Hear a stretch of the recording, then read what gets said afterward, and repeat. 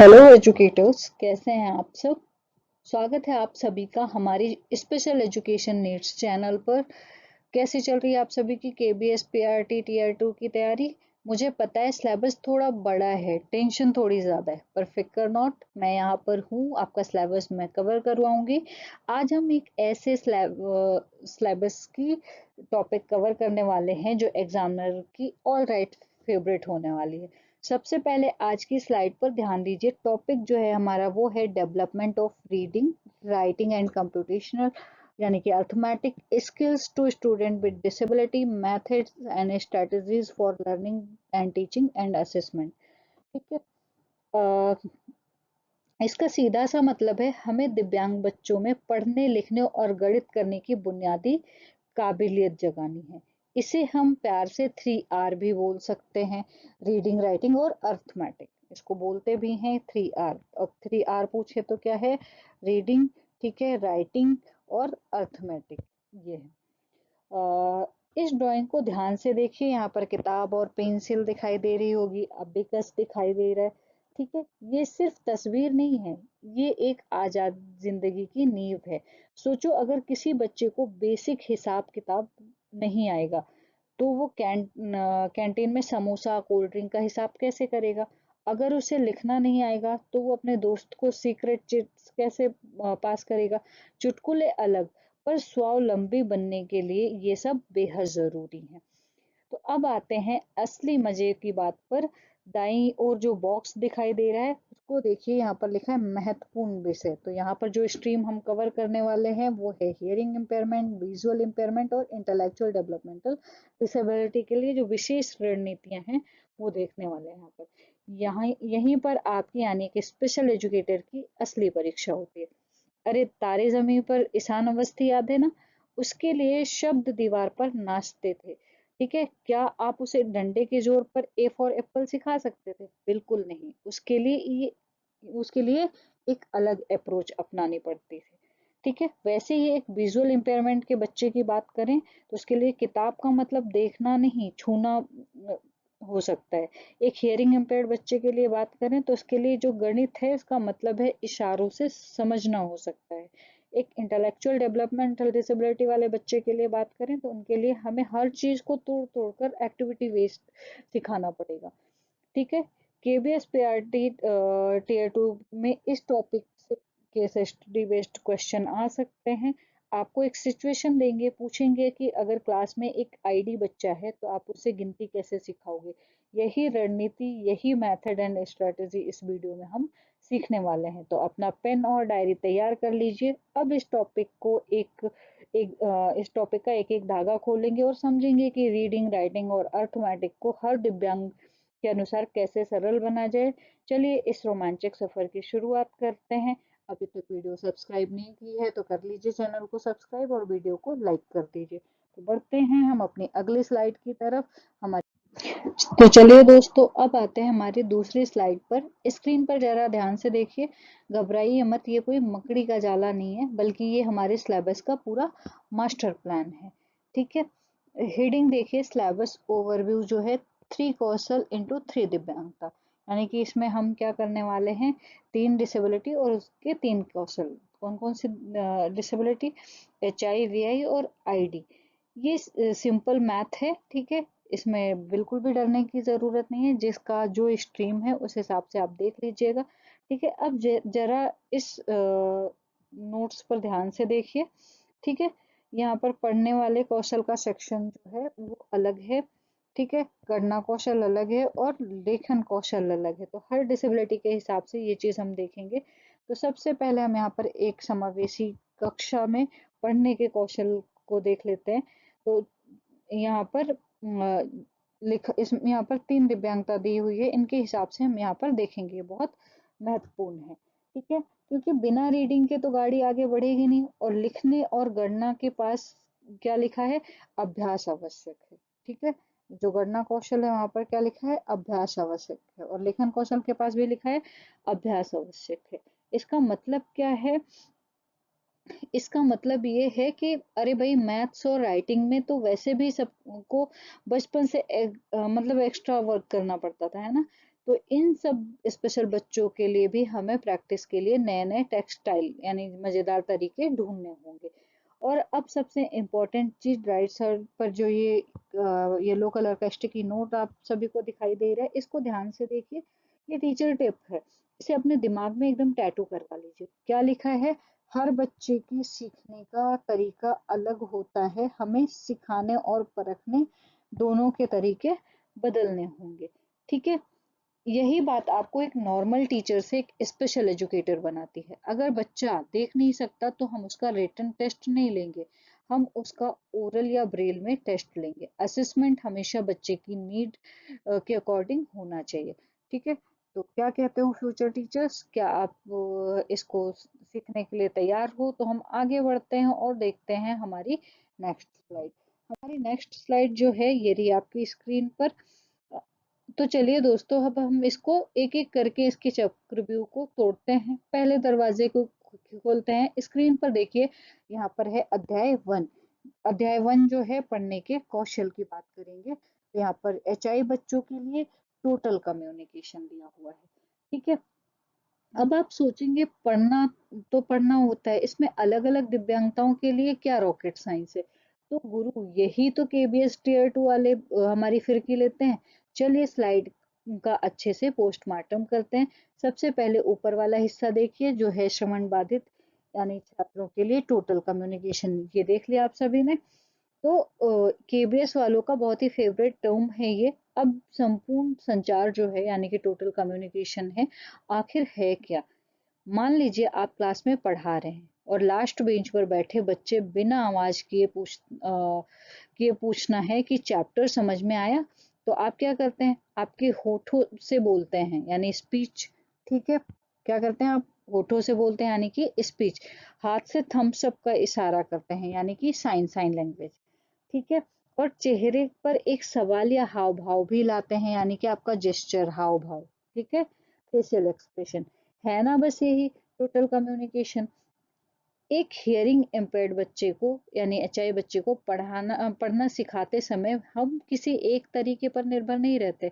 हमें बोलना, या सांकेतिक भाषा और हाव भाव, इन तीनों का कॉम्बिनेशन और जितने भी सोर्सेज हैं विजुअल जो भी है, कॉम्बिनेशन यूज करना ही पड़ता है ताकि बच्चा हर तरह से जानकारी को पकड़ सके। ठीक है, अब जरा इस हाईलाइट जो स्लाइड पर नीचे वाला हिस्सा दिखाई दे रहा है इसको ध्यान से देखिए। ठीक है, यहाँ पर लिखा है कि कार्य को छोटे छोटे चरणों में बांटना यानी कि टास्क एनालिसिस एक ऐसा मास्टर स्ट्रोक कॉन्सेप्ट है जो आपका पक्का मार्क्स दिलाएगा। इसे एक रियल लाइफ सिचुएशन से समझते हैं। मान लीजिए आप दूसरी क्लास के छोटे बच्चे को सोशल स्टडीज पढ़ा रहे हैं और उसकी इंग्लिश थोड़ी वीक है। तो क्या आप सीधा पूरा पैराग्राफ पढ़ने को देंगे? बिल्कुल नहीं, वो डर कर किताब ही बंद कर देगा और शायद रोने भी लग जाए। आप क्या करेंगे? आप उसे बड़े काम को छोटे छोटे आसान स्टेप में तोड़ देंगे और यही टास्क एनालिसिस है। ठीक है, ये ज्यादातर इंटेलेक्चुअल डेवलपमेंटल डिसेबिलिटी के साथ काम आता है। तो इन सीढ़ियों को ध्यान से देखिए। हमें क्या करना सीखना है पहले? ठीक है, एक एक स्टेप को देखते हैं। सबसे पहले हम सीधे छलांग नहीं मारेंगे ना, अगर छलांग मारेंगे तो क्या होगा? चोट लग जाएगी, हम नहीं सीख पाएंगे। ठीक है, तो यहाँ पर सबसे पहले क्या है? चित्र पहचानना। सबसे पहले सेब की फोटो दिखाएंगे। ठीक है, दूसरा क्या है? अक्षर मिलाना। फिर ए अक्षर को उस फोटो से मैच कराना सिखाएंगे। फिर है शब्द पहचानना, यानी कि फिर पूरा शब्द एप्पल पढ़ना सिखाएंगे। फिर है वाक्य पढ़ना, तब जाकर अंत में पढ़ेगा दिस इज एन एप्पल, यानी कार्य को छोटे छोटे चरणों में बांटना। एग्जाम में अगर केस स्टडी आए कि एक ID बच्चे को आप कोई नए कौशल कैसे सिखाएंगे, तो आपका जवाब बिना सोचे समझे होना चाहिए टास्क एनालिसिस। ठीक है, तो यहाँ तक क्लियर है। HI बच्चे के लिए क्या है? टोटल कम्युनिकेशन का यूज, और ID बच्चे के लिए क्या है? बौद्धिक दिव्यांगता के लिए कार्य विशेषण यानी कि हम बोल सकते हैं टास्क एनालिसिस। यहाँ तक क्लियर है। आगे बढ़ते हैं और देखते हैं हमारी नेक्स्ट स्लाइड। हमारी नेक्स्ट स्लाइड क्या कह रही है? जो नेक्स्ट स्लाइड है, अब देखो यार, यहाँ पर पढ़ना जो है, पढ़ना तो फिर भी इंसान कहीं ना कहीं से सीख लेता है, लेकिन लिखना लिखना एक ऐसा टास्क है जिसमें दिमाग, आंख और उंगलियों का एकदम परफेक्ट तालमेल होना चाहिए। मतलब आई हैंड कोऑर्डिनेशन। और हमारे स्पेशल बच्चों के लिए ये टास्क किसी पहाड़ चढ़ने से कम नहीं है। ठीक है, तो आइए देखते हैं इस पहाड़ को चढ़ने के लिए हमारे पास कौन कौन सा लेखन उपकरण यानी कि रणनीतियां हैं। तो सबसे पहले लेफ्ट साइड में देखिए, यहाँ पर टाइपराइटर दिखाई दे रहा है आप सभी को।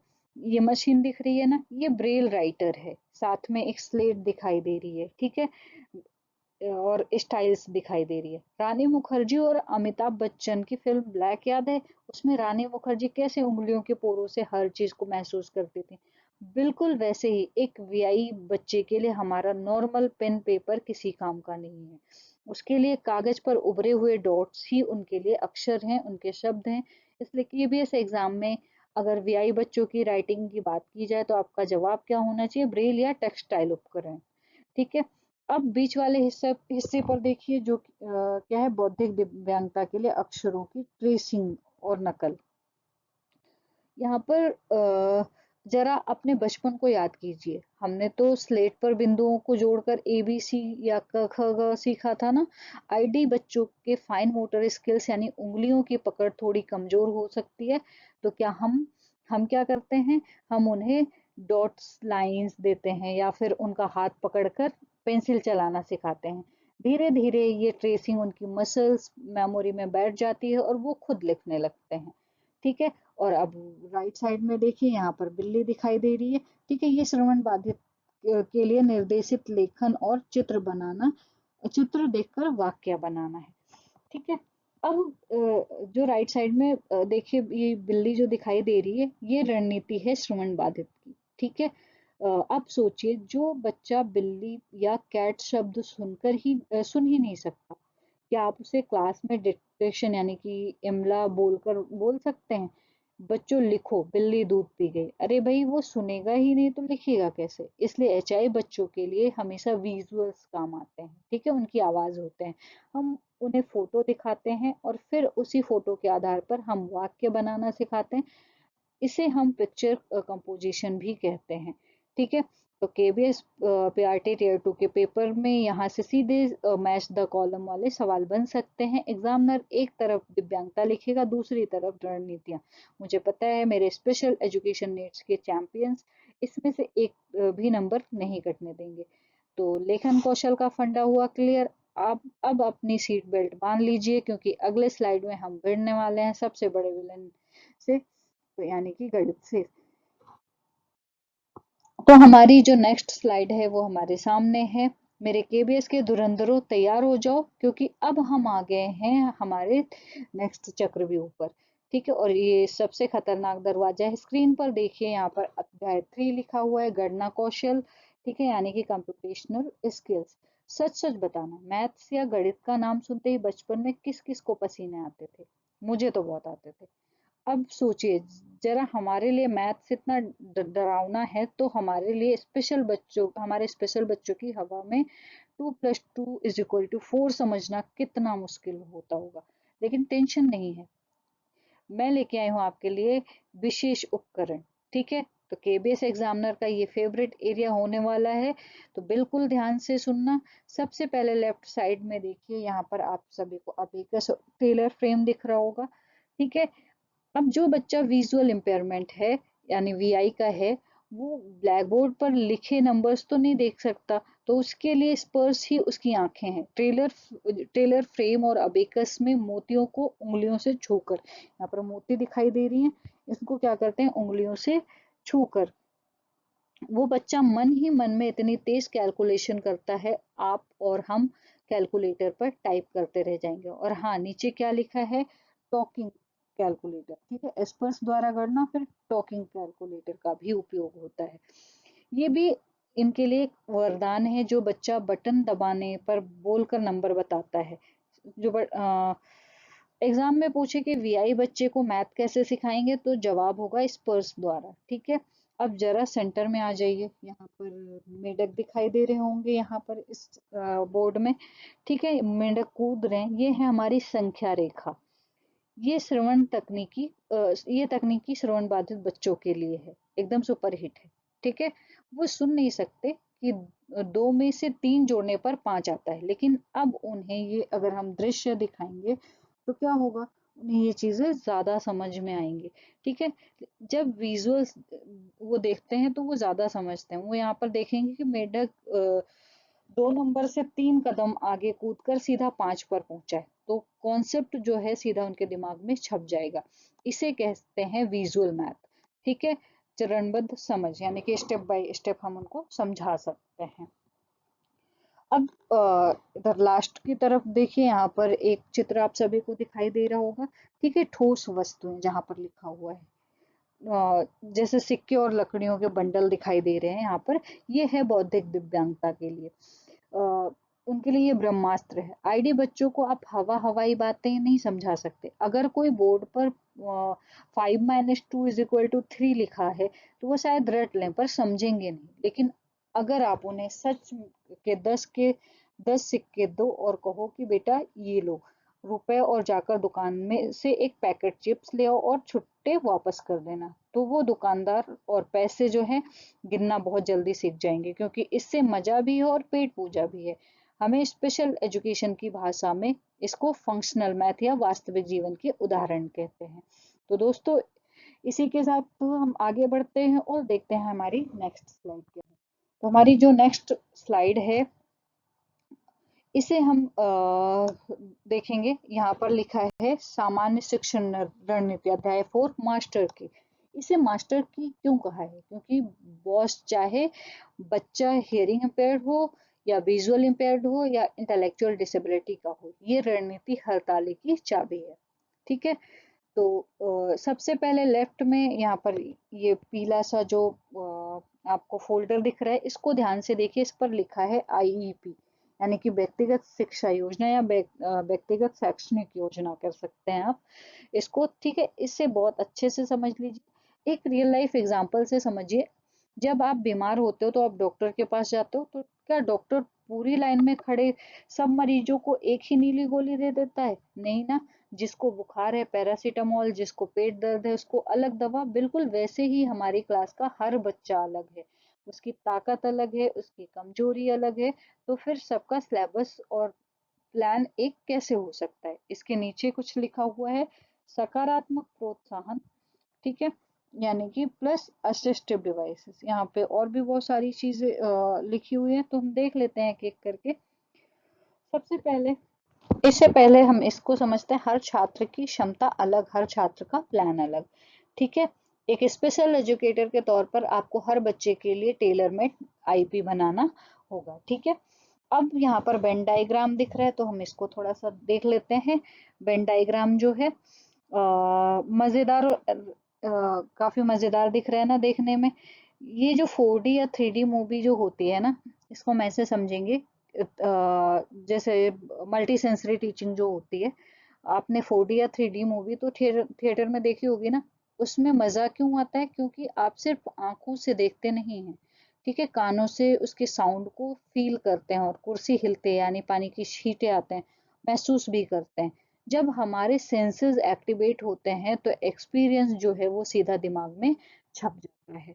ठीक है, तो मल्टी सेंसरी में हम विजुअल, ऑडिटरी और काइनेस्थेटिक, टेक्टाइल माध्यम से हम सिखा सकते हैं बच्चे को। यहाँ तक क्लियर है? अब आप फाउंडेशनल ब्लॉक को देख सकते हैं। वो फाउंडेशनल ब्लॉक क्या है? नीचे जो इमारत की नींव है, सबसे नीचे क्या लिखा है? सकारात्मक प्रोत्साहन प्लस असिस्टिव डिवाइसेस। गुरु, ये बात हमेशा याद रखना, हमारे स्पेशल बच्चे रोजमर्रा की जिंदगी में बहुत स्ट्रगल करते हैं। उनका जो कॉन्फिडेंस है अक्सर डगमगा जाता है। ऐसे में आपकी एक छोटी सी तारीफ, एक वेरी गुड या कॉपी पर बना एक छोटा सा स्टार इनके लिए जादू का काम करता है। यही है सकारात्मक प्रोत्साहन। जैसे तारे जमी पर निकुंभ सर ने ईशान पर का हौसला बढ़ाया था। और साथ ही इन्हें असिस्टिव डिवाइसेस दीजिए, ताकि मतलब जैसे असिस्टिव डिवाइसेस क्या, जो पिछले स्लाइड में हमने देखा, talking calculator, Braille, hearing aid. जब ये सब सारी चीजें इनको मिल जाती हैं तो क्या होता है, डिसेबल्ड बच्चा जो होता है वो आगे बढ़ जाता है, उन्हें आगे बढ़ने से कोई नहीं रोक सकता। तो चैंपियंस, इसी मास्टर की के साथ ये हमारा टॉपिक क्लियर होता है। आगे इसमें एक टॉपिक हम और कवर करने वाले हैं, तो देखेंगे हमारी नेक्स्ट टॉपिक क्या है। अब इसमें जो हमारा नेक्स्ट टॉपिक है हमारी स्लाइड पर आ गया है। हेलो चैंपियंस, एक बार फिर से स्वागत है आपके अपने चैनल स्पेशल एजुकेशन नीड्स पर। ठीक है, अब हमने यहाँ पर पहले रीडिंग राइटिंग अर्थमेटिक का चक्रव्यूह तो हमने बहुत ही शानदार तरीके से भेद लिया, लेकिन गुरु असली पिक्चर तो अभी बाकी है। अब स्क्रीन पर देखिए, यहाँ पर हमारी स्पाइरल नोटबुक दिखाई दे रही होगी आप सभी को। ठीक है, ये बहुत ही क्रिटिकल टॉपिक है यहाँ पर, teaching and language to student with disability, methods and strategy for learning teaching and assessment. अरे भाई, पढ़ना लिखना और मैथ्स तो तब आएगा ना जब बच्चा पहले अपनी बात कहना सीखेगा। भाषा ही तो वो पुल है जो हमें दुनिया से जोड़ता है। जरा सोचिए, आप अपने दोस्तों के साथ डम सराट खेल रहे हैं, बिना बोले सिर्फ इशारों में कभी खुशी कभी गम समझाना कितना मुश्किल है ना। पसीने छूट जाते हैं बॉस। अब सोचिए उस बच्चे के बारे में जो सुन या बोल नहीं सकता। उसके लिए पूरी जिंदगी ही एकदम सराड है, हो जाएगी, अगर एक स्पेशल एजुकेटर के तौर पर हमने उसे सही भाषा का टूल नहीं दिया तो। ठीक है, तो अब जरा स्लाइड के कोने में बनी शानदार सी ड्राइंग को देखिए। ठीक है, यहाँ पर ड्राइंग दिखाई दे रहे हैं आप सभी को। ठीक है, ब्रेन दिखाई दे रहा है, ईयर दिखाई दे रहा है, हाथों का साइन दिखाई दे रहा है। ठीक है, इस सब जो यहाँ पर साइन लैंग्वेज, जो ये हाथ दिखाई दे रहे हैं, किसके लिए हैं? हियरिंग इम्पेयरमेंट के लिए हैं। भाषा का मतलब सिर्फ आवाज नहीं है, उनके हाथ भी उनकी आवाज है। ऊपर राइट साइड ये ब्रेन दिखाई दे रहा है। ठीक है, ये हमें याद दिलाता है कि बौद्धिक दिव्यांगता वाले बच्चे का ब्रेन जो है इंफॉर्मेशन को थोड़ा अलग तरीके से प्रोसेस करता है, इसलिए उनके लिए हमारी भाषा एकदम सिंपल, कट टू कट और कंक्रीट होनी चाहिए। ठीक है, लेफ्ट में आपको किताब का सिंबल दिख रहा है। ठीक है, ये हमें बताती है असेसमेंट और पढ़ाई के तरीके हर बच्चे की ज़रूरत के हिसाब से बदलेंगे। तो केबीएस पीआरटी टीयर 2 के पेपर में language development and communication strategy वाले सेक्शन से भर भर के सवाल आ सकते हैं। एग्जामिनर डायरेक्ट केस स्टडी पूछ सकता है कि एक नॉन वर्बल बच्चे का असेसमेंट कैसे करोगे। तो मेरी क्लास के धुरंधरों को बिना घबराए सही ऑप्शन पर टिक लगाना है, और वो हम सब इसी यूनिट में कवर करेंगे। तो क्या आप तैयार हैं? अगर आप तैयार हैं तो अपनी नई नोटबुक के पन्ने पलटने के लिए अपने डायरी और पेन निकाल लीजिए, क्योंकि इस विषय शिक्षा जो है सब्जेक्ट स्पेशल एजुकेशन के समंदर में हम बहुत गहराई से गोते लगाने वाले हैं। चलिए देखते हैं हम अपनी नेक्स्ट स्लाइड। लो भाई, हम आ गए अपने स्पेशल एजुकेशन के नोटबुक के पहले पन्ने पर। स्क्रीन पर हेडिंग देखिए, पहला जो है श्रवण बाधिता या श्रवण बाधित छात्रों के लिए विधियां। सबसे पहले सेंटर में इस धांसू से इक्वेशन को देखिए, यहाँ पर जो इक्वेशन दिख रहा है। ठीक है, ये कोई अल्बर्ट आइंस्टीन का फॉर्मूला नहीं है, E is equal to M C square, लेकिन गुरु ये हमारी स्पेशल एजुकेशन का सबसे सुपरहिट फॉर्मूला है। ब्रैकेट के अंदर देखिए क्या क्या है। पहले है वाचन प्लस संकेत प्लस हाव भाव प्लस लेखन। ठीक है, और उसके बाद यहाँ पर हाईलाइट हुआ है is equal to total communication. इसे एक रियल लाइफ सिचुएशन से समझो। मान लो आप अपने दोस्त की शादी में गए हो, डीजे फुल वॉल्यूम पर बज रहा है, काला चश्मा। अब आपको अपने दोस्त से दूर से पूछना है कि भाई खाना खा ले, तो आप क्या करते हैं? आप जोर से बोलते हो, हाथ से खाना खाने का इशारा भी करते हो, चेहरे पर भूख वाले एक्सप्रेशन भी लाते हो। अगर वो फिर भी ना समझे तो फोन में टाइप करके स्क्रीन दिखा देते हो। बस यही तो है टोटल कम्युनिकेशन। एक श्रवण बाधित बच्चे के लिए दुनिया हमेशा उस डीजे वाले कमरे जैसी होती है जहां आवाज आसानी से नहीं पहुंच पाती। तो हमें उसकी बात उससे बात करने के लिए इन चारों हथियारों को एक साथ इस्तेमाल करना पड़ता है। ठीक है, यहाँ तक क्लियर है। अब नीचे लेफ्ट में इस पेड़ वाले फोटो को देखिए, यहाँ पर पेड़ वाला फोटो दिखाई दे रहा है। ठीक है, ये क्या है? विजुअल एड्स, चित्र, चार्ट और फ्लैश कार्ड की बात हो रही है यहाँ पर। अरे भाई, जब आवाज कानों के रास्ते अंदर जा ही नहीं रही है तो जानकारी को दिमाग तक कैसे पहुंचाएंगे? आंखों के रास्ते, है ना। तो एचआई बच्चों के लिए उनकी आंखें ही उनका कान होती हैं। इसलिए आप की क्लास एकदम कलरफुल और विजुअल से भरी होनी चाहिए। जो चीजें वो देखेंगे वही सीखेंगे। ठीक है, अब आते हैं नेक्स्ट लिप रीडिंग पर। यहाँ पर कोड दिखाई दे रहा होगा, ठीक है। तो आता है लिप रीडिंग, होठों की गति देखकर समझना। ये बहुत क्रिटिकल है, इसलिए केबीएस पेडागोजी का एक बहुत इंपॉर्टेंट रूल हो सकता है। पढ़ाते समय टीचर का चेहरा हमेशा क्लास की तरफ होना चाहिए, रोशनी टीचर के चेहरे पर होनी चाहिए। अगर आप बोर्ड की तरफ मुंह करके रामायण सुना रहे हैं तो एचआई बच्चे के लिए वो किसी काम की नहीं है, उसे आपके होठ पढ़ने हैं, ठीक है। तो इसलिए फेस कहाँ होना चाहिए, एकदम सामने की तरफ। और सबसे नीचे है स्पीच ट्रेनिंग, यानी कि उच्चारण अभ्यास, वाणी की ट्रेनिंग। बहुत से लोगों को लगता है कि अगर बच्चा सुन नहीं सकता तो वो बोल भी नहीं सकता, ऐसा नहीं है। उसका जो ओकल कॉर्ड्स है एकदम सही है, बस उन्हें सही ट्रेनिंग यानी स्पीच थेरेपी और वाइब्रेशन महसूस करवाकर बोलना सिखाया जा सकता है। तो बताओ दोस्तों, टोटल कम्युनिकेशन का ये डीजे वाला फंडा दिमाग में एकदम फिक्स हुआ ना। अगर एग्जाम में केस स्टडी आए कि श्रवण बाधित बच्चों को पढ़ाने की बेस्ट मेथड क्या है, तो आप आंखें बंद करके टोटल कम्युनिकेशन या विजुअल एड वाला ऑप्शन टिक कर देना। अगर कॉन्सेप्ट क्लियर हो गया है तो कमेंट्स में ऑल क्लियर लिख दीजिए। और हम बढ़ते हैं अपनी आगे की स्लाइड की तरफ। तो हमारी नेक्स्ट स्लाइड हमारे स्क्रीन पर है। तो लीजिए अब आ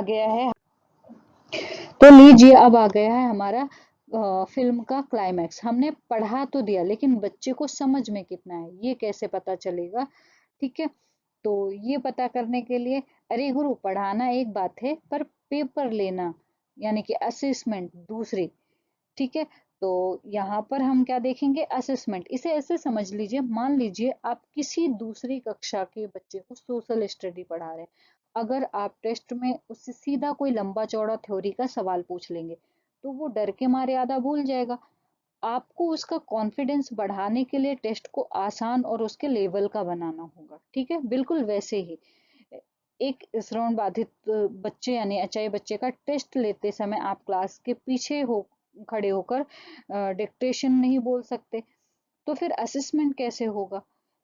यहाँ लेफ्ट में यहाँ पर एक क्लिप बोर्ड दिखाई दे रहा होगा आप सभी को, इसको ध्यान से देखिए एक बार।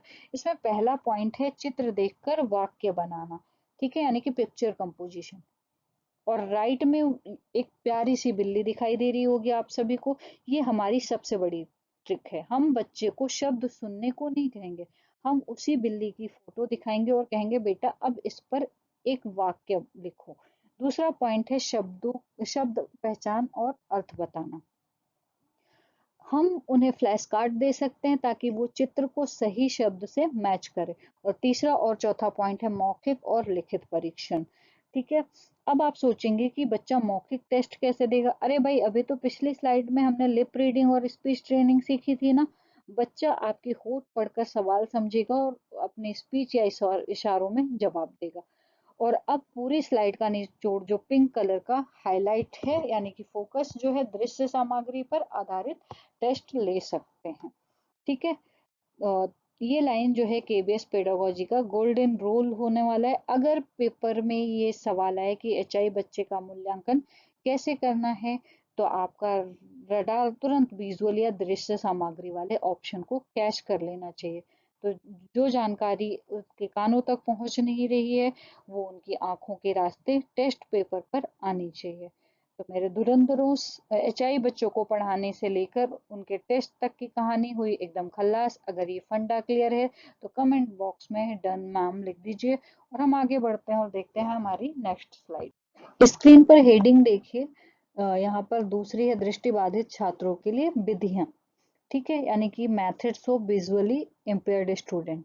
अब जरा लेफ्ट साइड में इस कटी हुई आंख पे जो क्रॉस लगा हुआ है इसको ध्यान से देखिए, ठीक है। इसके पास लिखा हुआ है सेंसरी बाईपास। अब ये सेंसरी बाईपास जो है बॉस, ये केबीएस पेडागोजी का बहुत बड़ा फेवरेट कीवर्ड होने वाला है। इसे एक रियल लाइफ एग्जांपल से समझिए। जब आप कहीं जा रहे होते हैं, सामने मेन हाईवे ब्लॉक होता है, तो क्या करते हैं, आप गाड़ी तुरंत घुमाते हैं और एक बाईपास या अल्टरनेट रास्ता लेकर अपनी मंजिल तक पहुंच जाते हैं, है ना। बिल्कुल वैसे ही जब किसी स्पेशल बच्चे के लिए जानकारी आंखों के रास्ते दिमाग तक नहीं जा सकती, तो हम एक सेंसरी बाईपास लेते हैं। हम जानकारी को दूसरे रास्ते यानी कि कानों के रास्ते हम क्या करते हैं, उसको दिमाग तक पहुंचाने की कोशिश करते हैं। ठीक है, तो सबसे ऊपर वाला हेडफोन आपको दिखाई दे रहा होगा, यहाँ पर लिखा है सुनकर सीखना। क्या लिखा है? सुनकर सीखना। इसका मतलब क्या है सुनकर सीखने का? ठीक, जैसे आप मैच ना देख पाने पर क्रिकेट की कमेंट्री सुनते हैं या पॉडकास्ट सुनते हैं, वैसे ही इन बच्चों के लिए ऑडियो बुक होती है। ठीक है, टीचर की मौखिक व्याख्या का सबसे बड़ा सहारा होता है। और नीचे वाला हाथ जो आपको दिखाई दे रहा है, यानी कि स्पर्श आधारित टेक्टाइल, जो हम देख नहीं सकते उसे हम छूकर महसूस कर सकते हैं। ब्रेल और बड़े अक्षर यहाँ पर दिखाई दे रहे हैं ना, ब्रेल लिपि दिखाई दे रही है ना। इसको, ये जो ब्रेल लिपि है, अगर हम इसकी बात करें तो इसमें 6 डॉट होते हैं उभरे हुए। ये 6 डॉट आप सभी को दिखाई दे रहे होंगे। ठीक है, इसके अंदर ही दृष्टिबाधित बच्चों की पूरी दुनिया की साक्षरता बसती है। लेकिन गुरु रुको, स्लाइड के सबसे नीचे वाले हिस्से को इग्नोर मत करना। यहाँ पर सबसे बड़े ए, यहाँ पर ए दिखाई दे रहा है और मैग्नीफाइंग ग्लास दिख रहा है। ठीक है, इसको देखिए, क्लास में हर दृष्टिबाधित बच्चा जो है 100% ब्लाइंड नहीं होता। कुछ बच्चे क्या होते हैं, कम दृष्टि वाले भी होते हैं, तो उनके लिए क्या चाहिए, लार्ज प्रिंट वाली बुक चाहिए या पढ़ने वाले लेंस चाहिए। उनकी बची हुई रोशनी का हमें पूरा इस्तेमाल करना है।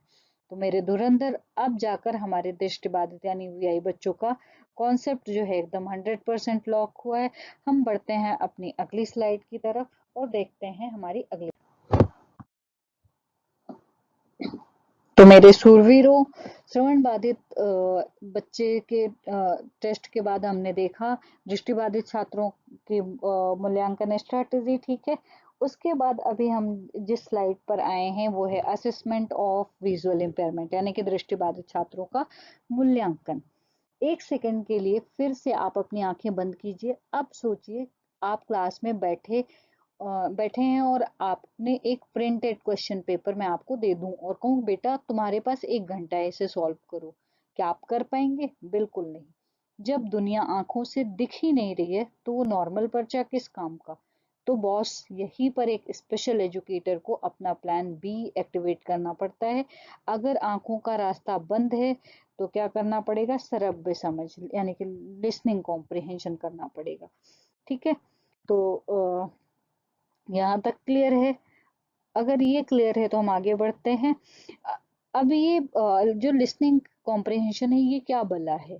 अरे आपने वो रेडियो वाली कहानियां, आजकल के पॉडकास्ट तो सुने होंगे ना। हम बच्चे को कोई कहानी या ऑडियो रिकॉर्डिंग सुनाते हैं, फिर पूछते हैं कि बताओ बेटा इस कहानी का हीरो कौन था। और इसी के ठीक नीचे हमारा पुराना और जाना माना दुश्मन जो है, मौखिक प्रश्न उत्तर यानी कि ओरल क्वेश्चन आंसर लिखा हुआ। कॉलेज के प्रैक्टिकल के टाइम का वाइबा तो आप सब ने ही दिया होगा, याद है? वो टीचर सवाल पूछता था और हम सब उनके सामने खड़े होके या बैठ के बस आंसर करते थे। बस वीआई बच्चों के लिए असेसमेंट का सबसे बढ़िया और आसान तरीका यही है, वाइबा यानी कि मौखिक परीक्षा। लेकिन गुरु, बात सिर्फ बोलने और सुनने पर खत्म नहीं होती है, साक्षरता भी तो चेक करनी होती है ना। अब राइट साइड में यहाँ पर हाथ दिखाई दे रहा होगा, ठीक है, ब्रेल को टच करता हुआ। इसको देखिए, ये ब्रेल पढ़ने और लिखने की जो क्षमता होती है, ठीक है, उसके लिए है। इसका उपयोग किया जाता है। एक दृष्टिबाधित बच्चा ब्रेल स्लेट और स्टाइल का उपयोग करके कितनी तेजी से और कितना सही लिख पा रहा है, या ब्रेल की किताबों को उंगलियों से कितनी आसानी से पढ़ पा रहा है, ये चेक करना एक स्पेशल एजुकेटर की सबसे बड़ी जिम्मेवारी होती है। ठीक है, तो यहाँ तक चीजें समझ में आ गई? अगर समझ में आ गई तो आप लाइक कर दीजिए वीडियो को। हम बढ़ते हैं अपने अगले स्लाइड की तरफ और देखते हैं हमारी नेक्स्ट स्लाइड। तो अ, मेरे केबीएस के चैंपियन श्रवण बाधित और दृष्टि बाधित बच्चों के बाद अब हम आ गए हैं अपनी डायरी के तीसरे पन्ने पर, यानी स्क्रीन पर। हेडिंग देखिए, यहाँ पर है 3 बौद्धिक दिव्यांगता के लिए विधियां, यानी कि method for intellectual developmental disability.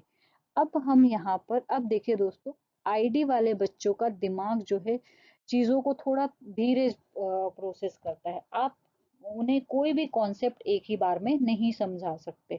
तो यहाँ हमारी स्ट्रेटेजी क्या होनी चाहिए? चलिए स्लाइड का पोस्टमार्टम करते हैं।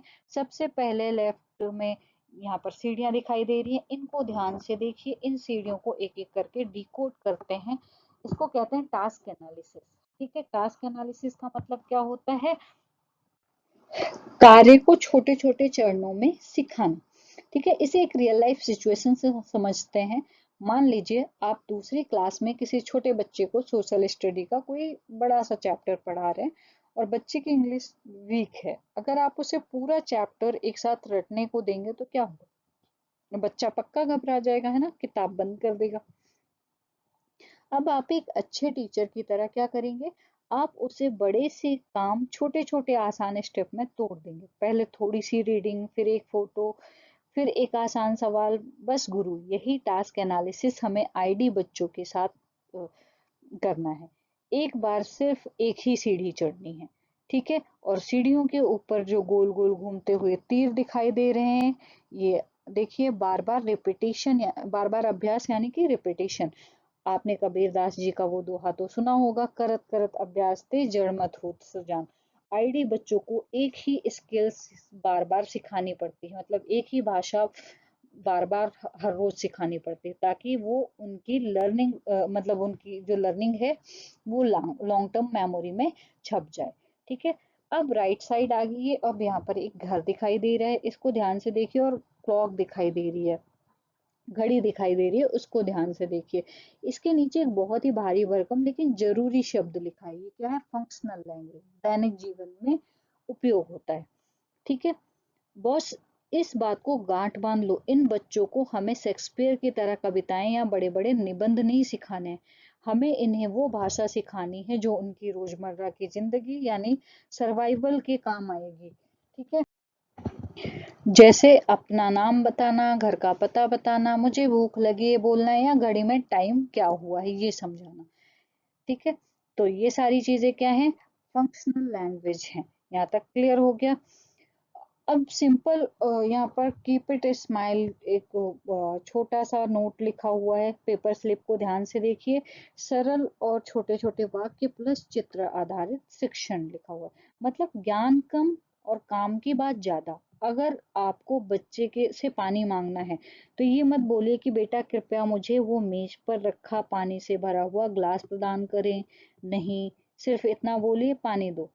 साथ में पानी पीते हुए इंसान का फ्लैश कार्ड दिखा दीजिए। Keep it simple. ठीक है, तो बताओ मेरे शूरवीरों, ये टास्क एनालिसिस और फंक्शनल लैंग्वेज का फंडा एकदम क्रिस्टल क्लियर हो गया?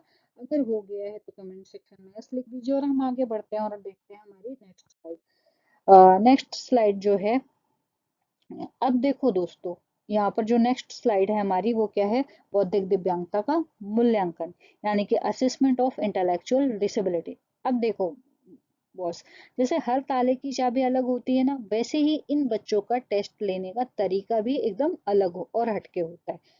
आप इन्हें खाली पर्चा देकर ये नहीं कह सकते कि लो बेटा भारत के इतिहास पर 10 लाइनें लिखो। अगर ऐसा किया तो क्या होगा? बच्चा डरेगा और साथ ही केबीएस वाले आपका सिलेक्शन भी रोक देंगे। इसके लिए आपको करना क्या होगा? सबसे पहले जादुई डिजाइन को यहाँ पर देखिए। यहाँ पर जादुई डिजाइन मतलब मैचिंग वर्ड लिखे हैं ना, शब्दों का अक्षरों से मिलान। तो याद है बचपन में हमारे एग्जाम्स का सबसे फेवरेट और आसान सवाल कौन सा होता था? Match the column. ठीक है, जहां हम सब बस आंखें बंद करके आड़े तिरछे लाइनें खींच देते थे। आईडी बच्चे के लिए ये सबसे स्ट्रेस फ्री टेस्ट होता है। ठीक है, हम उन्हें थ्योरी नहीं पूछते, हम एक तरह से सेब, सूरज और घर की फोटो दिखाते हैं और दूसरी तरफ उनका नाम लिख देते हैं। बस बच्चे को वो फोटो को सही शब्द से मिलाना होता है, और इसे ही हम क्या कहते हैं? इससे पता चलता है कि बच्चे का दिमाग जो है उस चीज को, उस कॉन्सेप्ट को समझ पा रहा है या नहीं समझ पा रहा है। ठीक है, अब जरा नीचे इन दो चमकते हुए स्टार को देखिए। सरल वाक्य बोलना या लिखना और दैनिक जीवन से संबंधित। तो यहाँ पर हमें बच्चों से कोई भारी भरकम ऐसे नहीं लिखवाना है। अगर आप उन्हें एक सेब की फोटो दिखाएं और वो बच्चा सिर्फ इतना बोल के लिख दे कि ये सेब लाल है, तो गुरु समझ लो कि एक स्पेशल एजुकेटर के तौर पर आपका मिशन सक्सेसफुल हो गया। ठीक है, यहाँ तक क्लियर है? अगर क्लियर है तो कमेंट सेक्शन में यस लिख दीजिए, और हम देखते हैं हमारी नेक्स्ट स्लाइड। तो हमारी नेक्स्ट तो मेरे केबीएस के स्पेशल एजेंट्स अलग अलग डिसेबिलिटी के असेसमेंट के बाद अब हम आ गए हैं अपने नोटबुक के ऐसे पन्ने पर जो पूरे स्पेशल एजुकेशन का मास्टरमाइंड है। स्क्रीन पर हेडिंग देखिए, मूल्यांकन की सामान्य विधियां। ठीक है, यहाँ पर हम क्या बात करने वाले हैं? मूल्यांकन की सामान्य विधियों की। बॉस, चाहे बच्चा सुन ना सके, देख ना सके या उसे सीखने में देरी हो, एक स्पेशल एजुकेटर के तौर पर आपके तर्कस में ये चार तीर तो हमेशा होने चाहिए। ठीक है, केवीएस टीयर 2 के पेपर में पेडागोजी का कोई भी असेसमेंट वाला सवाल इन चारों के बिना सेट नहीं होता। तो चलिए इनका एक एक करके पोस्टमार्टम करते हैं। सबसे पहले इस पीले से फोल्डर को ध्यान से देखिए।